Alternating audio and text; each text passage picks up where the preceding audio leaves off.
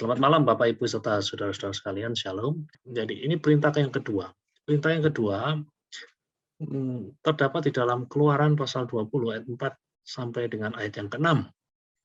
Mari kita baca bersama-sama Keluaran pasal yang ke-20 ayat yang ke-4 sampai dengan ayat yang ke-6.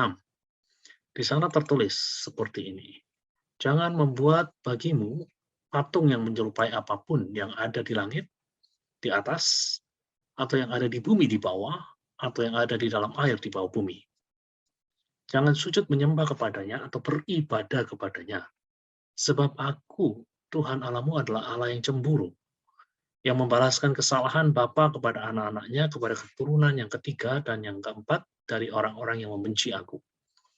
Tetapi aku menunjukkan kasih setia kepada beribu-ribu orang, yaitu mereka yang mengasihi aku dan yang berpegang kepada perintah-perintahku.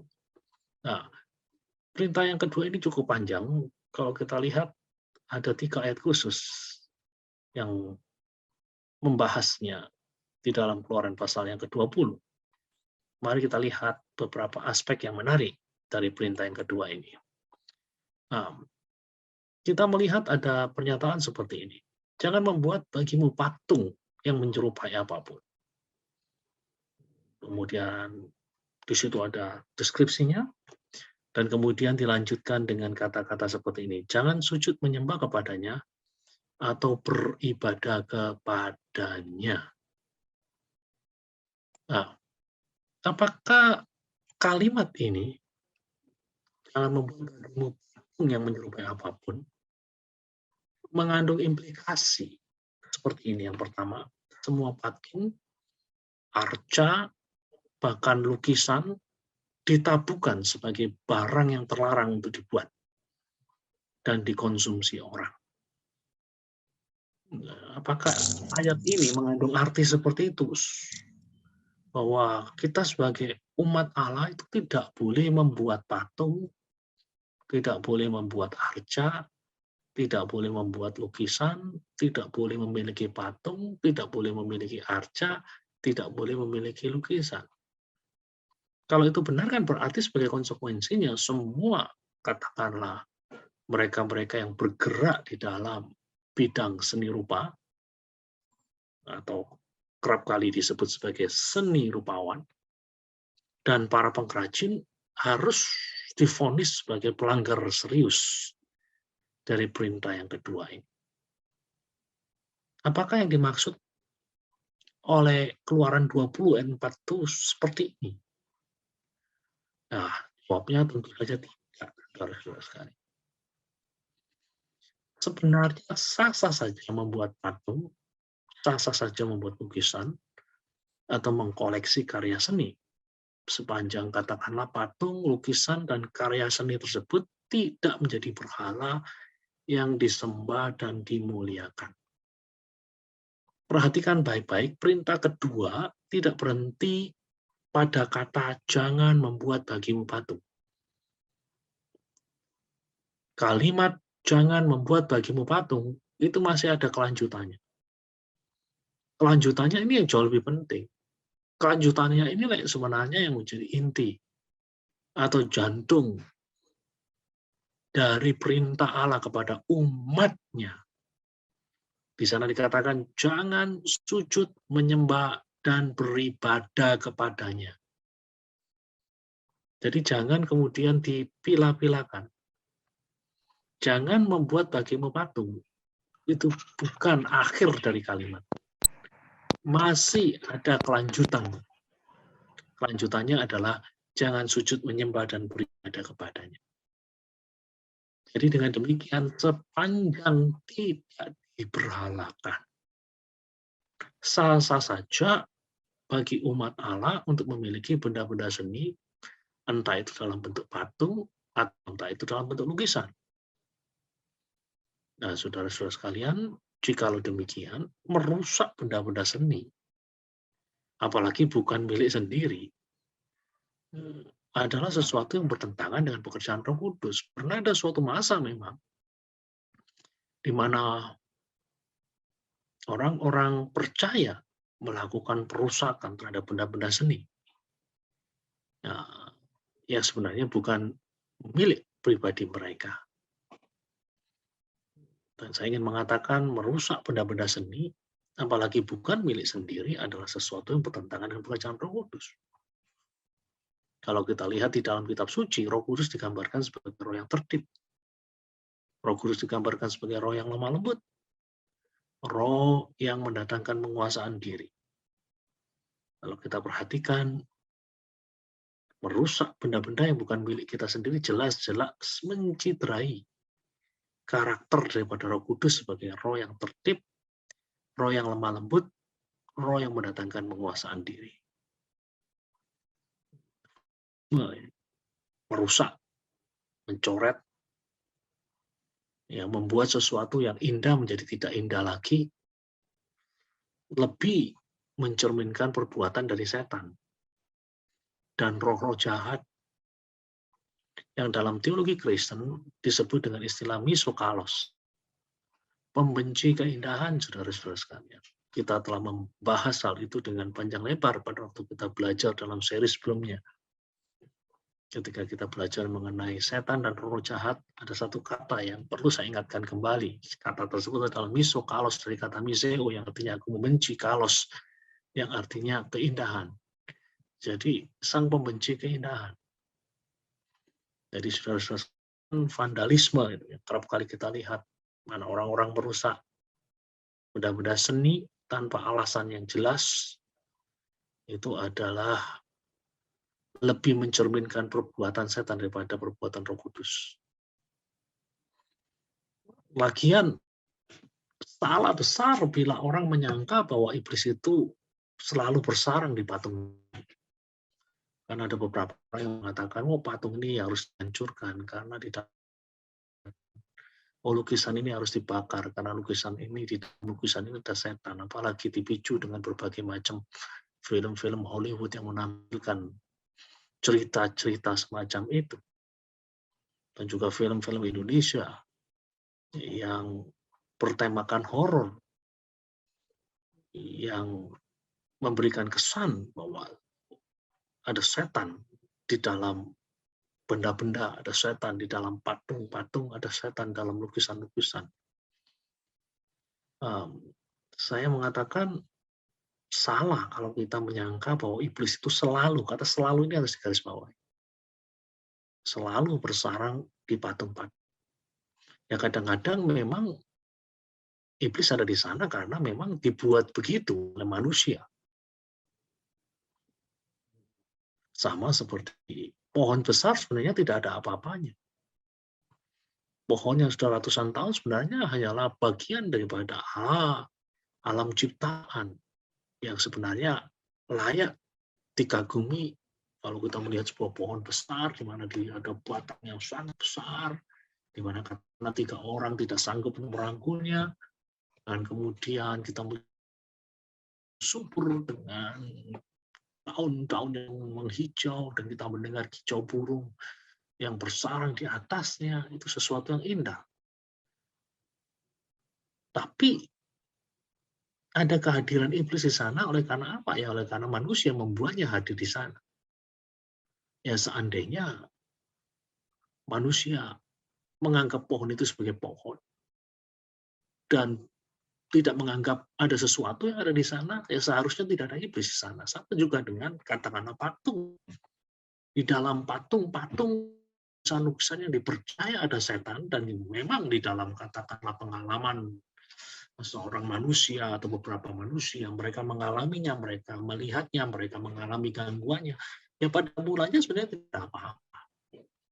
Di balik patung, di balik lukisan tersebut. Namun karena orang membuatnya ada, akhirnya memang di dalam patung-patung dan lukisan-lukisan itu akhirnya ada roh-roh itu. Tapi sekali lagi, salah besar kalau kita menyangka bahwa iblis itu selalu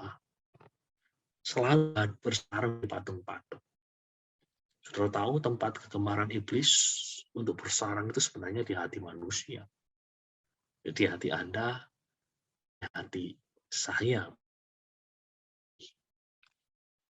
Walaupun dengan menyatakan begini bukan berarti saya menyangkal bahwa ada beberapa patung, beberapa lukisan di mana di dalamnya memang ada katakanlah kekuatan-kekuatan gaib. Tapi perlu disadari bahwa manusia lah yang punya.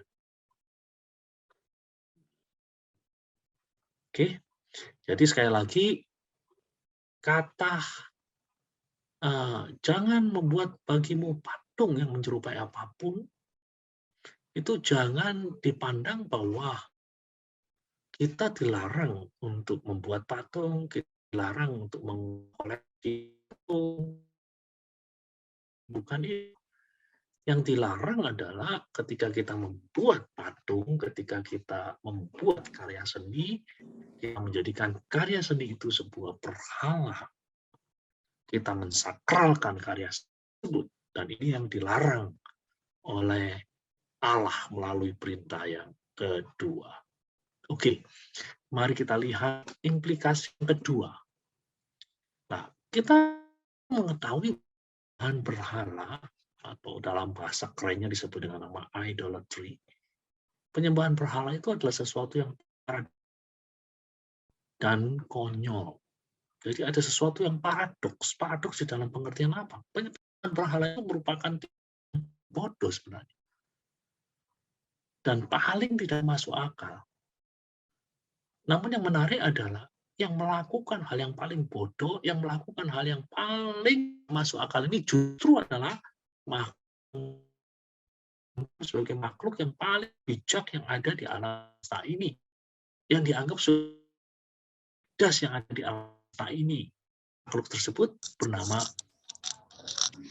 dalam bahasa Latin digunakan istilah Homo sapiens. Homo artinya ya maksudnya adalah sebenarnya Homo sapiens adalah makhluk manusia sebagai makhluk yang bijaksana. Jadi perhatikan, ini ada sesuatu yang paradoks. Penyembahan berhala itu adalah sebuah tindakan yang bodoh, sebuah tindakan yang konyol. Namun anehnya, yang melakukan hal ini adalah mereka yang disebut sebagai makhluk yang paling cerdas di bumi ini, yakni manusia. Jadi kan ada suatu paradoks. Bodoh, paling bodoh, tetapi dilakukan oleh mereka yang menyebut diri atau disebut sebagai yang paling cerdas. Dan kita melihat di dalam lembaran-lembaran kitab suci di Perjanjian Lama, bagaimana nabi-nabi mengkritik idolatri atau penyembahan berhala tersebut. Nabi Yesaya berbicara mengenai ironi ini. Di dalam Yesaya 44 ayat 9 sampai 20, sang nabi bercerita mengenai beberapa potong kayu, di mana sebagian dari kayu tersebut dibakar untuk menghangatkan tubuh, sedang sebagian lagi dibakar untuk memasak makanan, dan yang sebagian lagi kemana? Kayu tersebut ternyata dibentuk menjadi sesosok laki tampan atau wanita jelita, lalu ditaruh di sebuah tempat yang terhormat, katakanlah di dalam kuil pemujaan, dan kemudian kemudian kayu yang berbentuk lelaki tampan atau wanita jelita itu dipuja, disembah, dimuliakan. Nah, bukankah ini sesuatu yang bodoh? Dan sebenarnya inilah yang menjadi perkataan, inilah yang menjadi pesan dari Nabi Yesaya, bahwa hakikat sesungguhnya dari berhala itu adalah bahwa berhala itu 100% buatan manusia. Berhala itu sepotong benda mati, tidak lebih daripada itu. Bahannya pun tidak lebih mulia dari apa yang kita sebut sebagai kayu bakar. Jadi ini adalah sebuah ironi, saudara-saudara sekalian. Yeremia juga menulis gagasan yang kurang lebih sama. Ketika di dalam Yeremia 10 ayat 3 sampai 5, dia menulis kalimat seperti ini. Bukankah berhala itu pohon kayu yang ditebang orang dari hutan? yang dikerjakan dengan pahat oleh tangan tukang kayu. Orang memperindahnya dengan emas dan perak, orang memperkuatnya dengan paku dan palu supaya jangan goyah. Berhala itu seperti orang-orangan di kebun mentimun, tidak dapat berbicara. Orang harus mengangkatnya sebab tidak dapat melangkah. Janganlah takut kepadanya sebab berhala itu tidak dapat berbuat jahat dan berbuat baik pun tidak dapat. Jadi Yeremia dengan jelas mengatakan, bodohlah kamu kalau kamu menyembah benda mati. Bodohlah kamu kalau kamu takut dengan benda mati. Nah, Yeremia mengatakan berhala itu tidak lebih dari buatan tangan manusia. Benda yang tidak bisa berpindah tanpa bantuan manusia. Ketika kuil terbakar, para imam-imam yang bekerja di kuil itu dapat melarikan diri. Namun bagaimana dengan berhala? Berhala tersebut tidak dapat melarikan diri. Nah, saudara-saudara sekalian, kita melihat idolatry atau penyembahan berhala adalah sesuatu yang sebenarnya konyol. Manusia mempercayakan dirinya kepada sesuatu yang sebenarnya tidak dapat berbuat apa-apa bagi dirinya sendiri, bagi diri mereka. Sehingga ada seorang yang menulis semacam ini. Menyembah berhala adalah ibarat mengambil kursus baca tulis pada orang yang buta huruf. Nah, ini kan sesuatu yang konyol. Itu ibarat Anda mau belajar membaca, mau ikut kursus baca tulis, namun yang menjadi guru Anda adalah orang yang buta huruf. Penyembah berhala itu diibaratkan seperti itu. Atau diibaratkan seperti seseorang yang mempercayakan seluruh nyawa dan hartanya kepada orang yang stroke total. Yang menggerakkan anggota tubuhnya sendiri pun tidak mampu. Jadi penyembahan berhala adalah sesuatu yang bodoh sekali. Sesuatu yang dalam istilah filosofi disebut dengan istilah absurd. Nah, saudara-saudara sekalian, orang-orang modern seperti kita tentu sudah jauh lebih pandai dibandingkan dengan nenek-nenek moyang kita. Berhala dalam bentuk fisik hari-hari ini mungkin masih ada. Namun sudah pasti jauh berkurang bila dibandingkan dengan masa Nabi Yesaya, masa Nabi Yeremia. Namun kita tahu persis bahwa berhala di masa kini itu masih ada. Dan yang lebih berbahaya adalah berhala pada masa kini itu tidak terlihat secara fisik. Tidak ada bentuknya, namun nyata dalam kehidupan. Jadi tidak ada bentuknya seperti yang disembah katakanlah oleh orang-orang Filistin. Mereka menyembah Dagon. Atau oleh orang-orang Kanaan. Mereka menyembah Dewi Asyitoret, Dewi Kesuburan. Jadi, ada patungnya Dewi Kesuburan. Ada patung Dagon. Bentuknya ada. Berhala-berhala pada masa kini itu tidak ada bentuknya. Namun nyata dalam kehidupan. Ada berbagai macam bentuk berhala-berhala masa kini. Contohnya adalah materialisme. Di mana yang menjadi fokus dari manusia adalah materi, materi, materi, materi. Ya. Jadi ketika seluruh kehidupan kita itu kita arahkan hanya demi apa yang kita sebut dengan nama materi, sebenarnya kita sudah terlibat di dalam pemberhalaan. Materialisme itu tidak ada bentuknya. Tidak ada patungnya. Tapi itu menjadi seperti prinsip hidup yang mengarahkan kita. Prinsip hidup yang membuat kita terfokus sedemikian rupa pada materi itu, sehingga Tuhan kadang-kadang berada pada tempat, katakanlah tempat yang terbelakang di dalam kehidupan kita. Materialisme, sukses, bisa menjadi berhala-berhala masa kini. Jadi ketika sukses menjadi sesuatu yang terpenting di dalam kehidupan kita, menggantikan Tuhan di dalam kehidupan kita, sesungguhnya sukses telah menjadi berhala dalam kehidupan kita.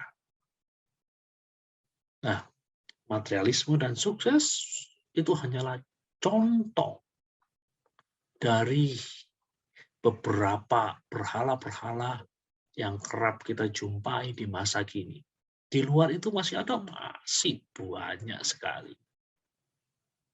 Mari kita lihat hal yang ketiga, implikasi yang ketiga. Menyembah berhala itu katakanlah, meskipun bodoh, ternyata juga merupakan kecenderungan manusiawi yang sebenarnya mudah kita maklumi. Jadi tidak ada tindakan yang lebih lumrah yang dapat dilakukan oleh manusia daripada ketika dia berusaha menggambarkan atau memvisualkan Tuhan dalam bentuk berhala dari benda-benda biasa. Dikatakan bodoh, iya, tetapi itu sesuatu yang sangat-sangat wajar sekali, sesuatu yang sangat manusiawi sekali. Saudara perlu tahu bahwa amat sedikit orang loh yang bisa tahan hidup dengan misteri semata. Yang namanya manusia, Anda dan saya itu menghendaki kepastian. Oleh karena apa? Oleh karena dengan memiliki kepastian itu ada rasa aman, rasa nyaman. Nah, lalu kalau misteri gimana? Kita tahu persis misteri itu cuma memberi kepada kita ketidakpastian, dan hal inilah yang membuat kita tidak suka dengan misteri. Nah, saudara-saudara sekalian, dan kita tahu persis Tuhan tidak mau kalau kita berbicara mengenai Tuhan, kalau kita mau bercakap-cakap mengenai Tuhan, kita berbicara mengenai apa yang saya sebut dengan sang misteri agung. Nah, dan manusia umumnya juga tidak merasa nyaman hidup dengan hal-hal yang abstrak. Baru ketika seseorang itu mencapai tingkat intelektualitas dan kematangan tertentu, ia bisa menikmati hal-hal yang abstrak, konsep-konsep yang abstrak, rumus-rumus yang abstrak, lukisan-lukisan abstrak. Kita semuanya senangnya hal-hal yang konkret. Nah,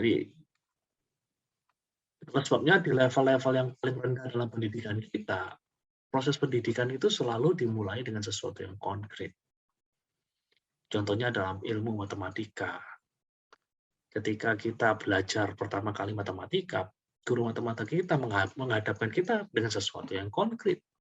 Katakanlah ketika guru kita mengajar mengenai penjumlahan, dia mengambil 1 jeruk dan 2 jeruk, dan kemudian dia mengajarkan kepada kita yang masih usia yang sangat-sangat muda sekali. Proses penjumlahan, 1 jeruk ditambah 2 jeruk, hasilnya berapa jeruk? Ada 3 jeruk. Sesuatu yang konkret. Namun dengan semakin dewasanya kita, dengan semakin meningkatnya tingkat pemahaman kita, dengan semakin mantapnya tingkat intelektualitas kita, sesuatu yang konkret tersebut diubah menjadi sesuatu yang abstrak.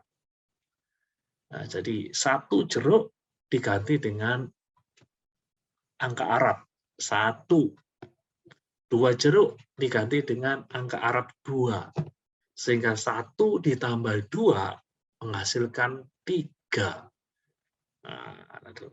Nanti ketika kita masuk ke dalam sesuatu yang komplit, perhitungan matematikanya sudah jauh lebih komplit lagi ketika kita kenal istilah-istilah kalkulus seperti diferensial, integral, dan lain sebagainya. Nah, tapi sekali lagi saya ingin mengatakan, orang itu biasanya baru merasa puas dan aman ketika yang abstrak itu menjadi konkret. Apalagi kalau kita berbicara mengenai hal-hal yang terkait dengan Tuhan.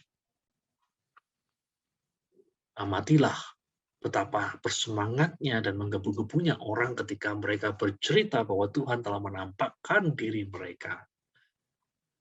Bahwa Tuhan telah mengunjunginya secara ragawi. Wow, itu sesuatu yang wow ketika mereka didatangi oleh Yesus. Itu menjadi sesuatu yang wow. Melihat Tuhan yang abstrak secara konkret bagi banyak orang adalah pengalaman rohani yang paling tinggi, paling mengesankan. Tapi mereka lupa bahwa justru sebaliknya lah yang benar. Bahwa semakin tinggi tingkat kerohanian seseorang, sama seperti pada intelektualitas, akan semakin mampulah ia menikmati kehadiran Allah secara rohani, bukan secara fisik. Itulah sebabnya Yesus pernah berkata kepada Thomas, "Berbahagialah mereka yang tidak melihat tetapi percaya." Jadi ini sesuatu yang patut untuk kita sadari bersama-sama. Kembali kepada konsep penyembahan berhala. Saudara lihat, oleh karena manusia itu suka pada sesuatu yang konkret, oleh karena manusia itu ingin, katakanlah, mendapatkan sebuah kepastian, maka pemimpin-pemimpin agama yang pintar akan berusaha menolong umatnya supaya mereka lebih mudah mengakses serta menjalin komunikasi dengan Allah mereka. Bagaimana caranya? Ya sangat sederhana, dibuatnya sesuatu yang nyata, yang kelihatan, yang bisa dirasa, yang bisa diraba, sebagai alat untuk memudahkan orang mengingat dan mendekat kepada Allah mereka. Jadi, yang tadinya abstrak dibuat konkret. Yang tadinya misterius, penuh tanda tanya, penuh ketidakpastian, dibuat menjadi sesuatu yang pasti. Nah, dari sinilah kemudian lahir benda-benda sakral. Nah, dalam satu sisi, hal ini cukup membantu seseorang untuk menghayati hubungannya dengan Allah, Sang Misterius Agung itu. Jadi, kadang-kadang kita kan juga perlu. Dan ya terus terang, banyak dari antara kita, bahkan saya bisa mengatakan semua dari antara kita, ketika kita berdoa, kita kerap membayangkan wajah yang kita kenal melalui lukisan, wajah yang kita kenal melalui gambar, wajah yang kita kenal melalui patung, wajah Kristus. Nah, dalam satu sisi ini cukup membantu kita untuk menghayati hubungan kita, untuk membuat katakanlah doa-doa kita jauh lebih bermakna. Ketika kita berdoa sambil memegang salib, pada satu sisi ini amat membantu kita untuk menghayati hubungan kita dengan Allah Sang Misterius Agung itu. Namun pada sisi yang lain ada bahaya ketika alat bantu tersebut mulai perlahan menggantikan tempat Allah yang sejati sebagai sesuatu yang paling utama. Jadi gambar, benda-benda sakral tadi sebenarnya hanyalah sebagai alat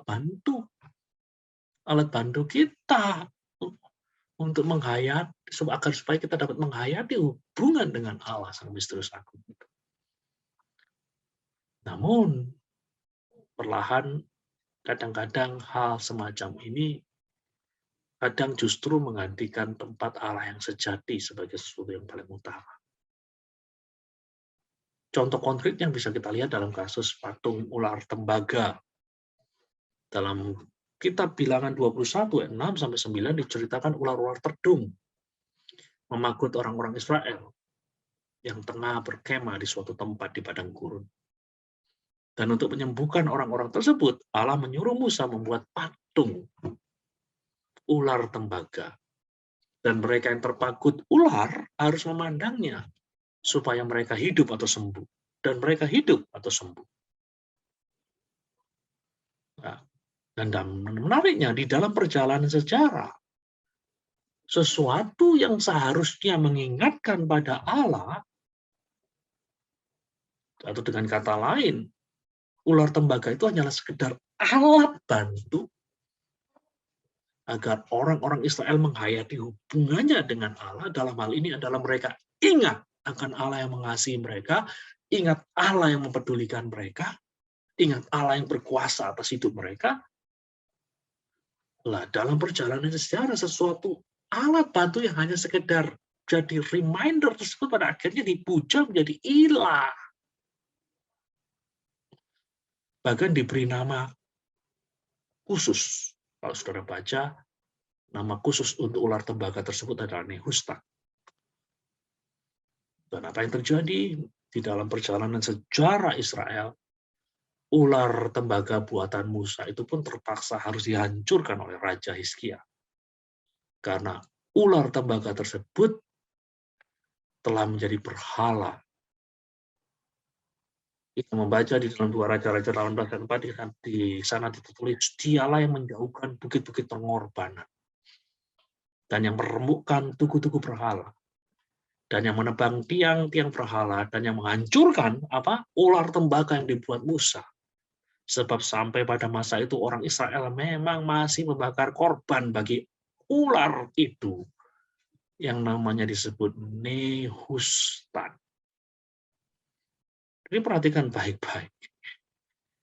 Bukan Allah yang disembah, namun justru berhala itu yang disembah oleh orang-orang Israel. Dan Raja Hizkia terpaksa harus menghancurkan ular tembaga yang dibuat oleh Musa. Di dalam kehidupan kita sebagai orang-orang percaya, kadang-kadang kita juga melakukan hal yang sama. Benda-benda yang seharusnya menjadi reminder, atau benda-benda yang seharusnya mengingatkan kita akan kasih Allah, kehadiran Allah, kuasa Allah, menjadi sesuatu yang menggantikan Allah itu di dalam praktek-praktek ibadah kita. Sehingga kalau tidak ada alat-alat tersebut, kita merasa Allah tidak ada. Contohnya kita ngusir setan pakai salib. Kita taruh salib di dalam rumah, tidak ada salahnya menaruh salib di dalam rumah, sepanjang tidak jadi berhala. Kalau tidak ada salib itu, saudara merasa ada sesuatu yang kurang. Kalau tidak ada salib itu, saudara merasa bahwa Tuhan tidak bersama-sama dengan Anda. Itu adalah sesuatu yang keliru, karena dengan berpikir begitu, salib itu telah menggantikan Allah dalam kehidupan Anda. Nah, saudara-saudara sekalian, jangan sampai benda-benda yang seharusnya mengingatkan kita, menjadi reminder akan Allah, kehadiran, kuasanya, dan kasihnya, justru menjadi sesuatu yang secara tidak sadar kita berhalakan. Belakangan ada jemaat yang begitu fanatik sekali dengan minyak urapan. Minyak urapan itu kan sebenarnya hanya sekedar reminder. Hanya sekedar pengingat. Jadi ketika dilakukan prosesi pengurapan minyak, minyak tersebut mengingatkan kita akan pribadi Roh Kudus yang hadir. Pribadi Roh Kudus, Roh yang memulihkan, Roh Agung yang berkarya di balik segala pemulihan yang terjadi di alam semesta ini. Pemulihan alam semesta dan juga pemulihan tubuh-tubuh yang sakit. Di minyak urapan itu menjadi semacam reminder, mengingatkan kita. Perlunya kita bergantung kepada Roh Agung, Roh Kudus itu sendiri. Namun di dalam praktik-praktik keagamaan yang kita lihat adalah sesuatu yang justru mengulang kesalahan daripada orang-orang Israel di masa yang lalu. Sesuatu yang seharusnya jadi alat bantu sekarang menjadi sesuatu yang utama. Kalau tidak ada itu, praktek-praktek ibadah menjadi kurang komplit. Praktek-praktek ibadah dianggap tidak sempurna. Nah, di sini kita melihat bagaimana alat bantu menggantikan Allah sebagai sesuatu yang terutama. Jadi sekali lagi, saudara-saudara sekalian, inilah sani dari manusia yang semula alat kini jadi tujuan, yang semula pembantu jadi tokoh utama yang disembah dan dimuliakan. Jadi jangan heran di masa perjanjian lama ada suatu perintah yang harus difahami sebagai sebuah aksi preventif atau sebuah aksi pencegahan. Jangan membuat bagimu patung yang menyerupai apapun yang ada di langit, di atas, atau yang ada di bumi di bawah, atau yang ada di dalam air di bawah bumi. Nah, itu implikasi yang ketiga. Nah, sekarang yang terakhir, ketika kita membahas mengenai perintah yang kedua ini, saya ingin membahas mengenai sebuah konsep yang cukup penting yang saya sebut dengan memberhalakan Tuhan. Memberhalakan Tuhan. Nah, saudara-saudara sekalian, saya mulai dengan sebuah buku yang ditulis oleh seorang antropolog terkenal yang namanya Bronislaw Malinowski. Bronislaw Malinowski pernah menulis sebuah buku yang cukup penting. Buku tersebut berjudul Science, Magic, and Religion. Ilmu pengetahuan, magic, dan agama. Dalam buku itu penulis mengemukakan hasil pengamatannya kepada sebuah suku semi primitif di daerah Pasifik. Kalau tidak salah ini di daerah Papua Nugini sekarang ini, yang rata-rata penduduknya adalah nelayan. Yang menarik perhatiannya adalah pada bulan-bulan tertentu ketika cuaca bagus, para nelayan meluncur ke laut begitu saja, tanpa melakukan upacara-upacara ritual, doa, dan semacamnya. Tapi di bulan-bulan lain ketika cuaca buruk dan berbahaya, para nelayan tersebut sebelum melaut, mereka selalu melakukan apa yang disebut dengan ritual atau upacara keagamaan. Tujuannya tidak sulit untuk diterka. Mereka memohon pertolongan kepada yang di atas agar melindungi mereka dari segala malapetaka. Ini adalah Bronislaw Malinowski. Ini seorang antropolog yang terkenal di dunia. Jadi kesimpulannya, kata Malinowski, ketika sesuatu sudah dapat dikerjakan sendiri oleh tangan manusia, maka mereka tidak memerlukan bantuan dari luar. Nah, sains sudah cukup. Tuhan belum perlu diikutkan. Baru tatkala keadaan bertambah buruk, tak bisa dikendalikan lagi oleh sains atau ilmu pengetahuan, barulah manusia membutuhkan magic, kata Malinowski. Artinya manusia membutuhkan Tuhan, tetapi Tuhan dalam pengertian tertentu, yaitu Tuhan yang mau melayani kebutuhan serta kepentingan manusia. Inilah yang disebut Tuhan versi magic. Tuhan ini disembah, Tuhan ini dipuja, tapi ujung-ujungnya untuk apa dan untuk siapa? Ujung-ujungnya adalah untuk melayani manusia. Nah, inilah Tuhan versi magic, saudara-saudara sekalian. Dan mau tidak mau di dalam kehidupan Kristen kita, kerap kali kita perlakukan Tuhan dengan pendekatan magic semacam ini. Ketika segala sesuatu bisa kita kendalikan dengan kekuatan kita sendiri, dengan kemampuan intelektual kita, dengan skills dan kemampuan kita tidak butuh Tuhan. Kita tidak berdoa, kita tidak bergereja, kita tidak ikut doa 10 hari, kita tidak ikut doa puasa, karena kita merasa bahwa kita dapat mengatasinya sendiri. Namun, ketika kemampuan kita akhirnya mentok, skills kita tidak mampu untuk memecahkan permasalahan yang kita hadapi, akhirnya kita datang kepada Tuhan. Kita menyembah Tuhan, kita memuja Tuhan dengan tujuan yang pasti, bahwa Dia akan menolong kita untuk mengatasi masalah kita. Nah, pendekatan semacam ini adalah pendekatan yang menurut Malinowski, kita mendekati Tuhan dengan pendekatan magic. Kita menyembah, kita memuja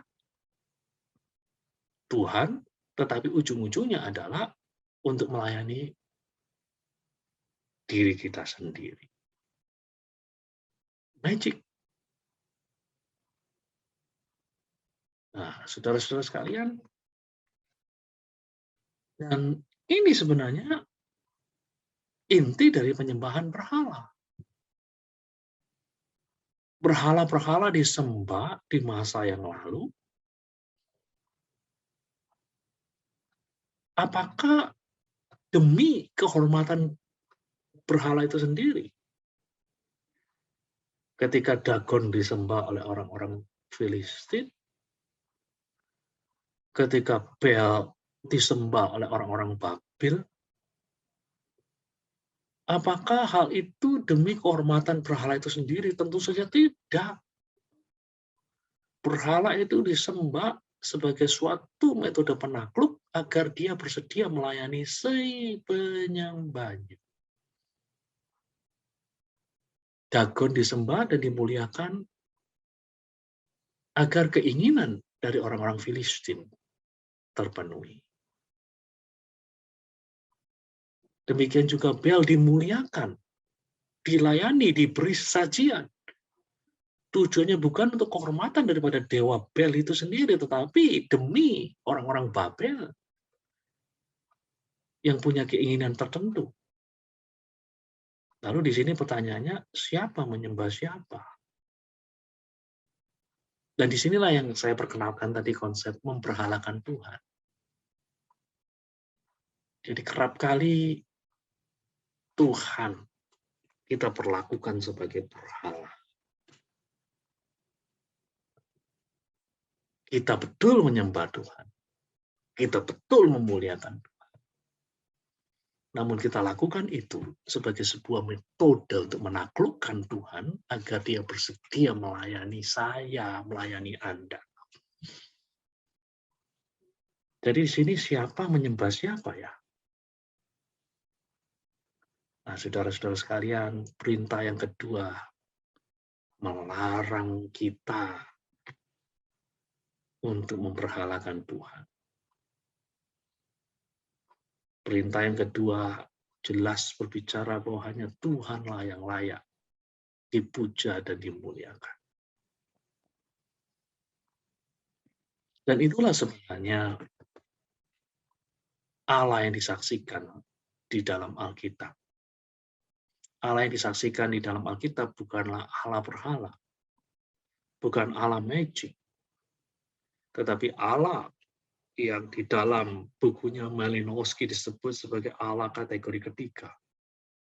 Itu Allah dari kategori ketiga yang disebut sebagai religion atau agama. Ketika manusia menyembah Tuhan semata-mata karena dia adalah Tuhan. We worship God because of who He is. Jadi kita menyembah Tuhan oleh karena jati dirinya. Apapun yang dilakukannya, terlepas dari apapun yang diberikannya, tanpa syarat, tanpa pamrih. Ia adalah Allah yang Maha Kuasa yang memiliki kita. Dan kita adalah hamba-hambanya. Orang-orang yang di hadapannya hanya pantas berkata, jadilah padaku menurut perkataanmu itu. Apapun itu. Jadi, mari kita lihat diri kita hari ini dalam terang perintah yang kedua. Di mana kita berada? Apakah kita telah benar-benar mengikuti perintah kedua itu dengan benar? Perintah kedua jelas berkata, jangan ada padamu. Jangan membuat patung. Nah, jangan membuat patung. Jangan menyembah. Jangan beribadah kepadanya. Jangan membuat patung. Jangan sujud menyembah. Jangan beribadah kepadanya. Dan ini adalah suatu tantangan bagi kita. Kita perlu untuk mengevaluasi diri kita. Apakah ada berhala-berhala di dalam hidup kita pada hari ini? Kiranya Tuhan memberkati kita.